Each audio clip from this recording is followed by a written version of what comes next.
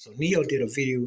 He came out. He said, "Music industry used to be a small elite club.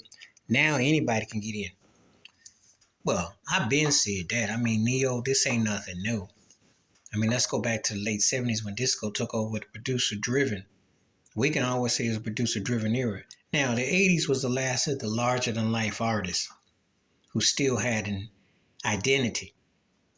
But then when you get towards the end of the '80s, with the likes of a Teddy Riley taking over as a dominant producer musical force. And then you had Jammin' Lewis and LA and Babyface. And you fast forward to beat makers and hip hop.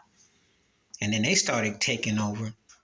You know, everybody thought they could be like Quincy Jones or something, think of all that. But even Quincy Jones couldn't overtake what Michael Jackson did or Sinatra took or Aretha Franklin.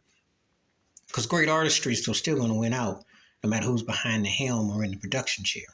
Because it's a team partnership.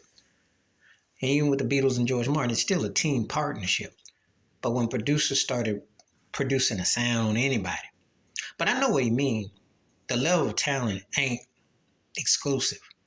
When a first tier, second tier talent has to share talent with the producers and songwriting team with a fourth and fifth tier per act, that's when it's embarrassing. So you get the Neptunes and Pharrell and them sharing, working with everybody. It shows. Then it becomes blurry about who's really good and who's not. And though I'm not the biggest NeYo fan, and he wouldn't be a top tier act in my book, he'd be like a 2.5 tier, because I have some tiers. He's pretty, slightly better than average. But the bottom line is this. He brings up a valid point. Compared to what's come out after him, he looked like he belonged top tier, because it's pretty bad out here. Please hit like, subscribe, welcome thoughts, comments, and I do respond. Thank you. Wash your hands, keep your mind clear, watch out for nothing, share if you like my piece.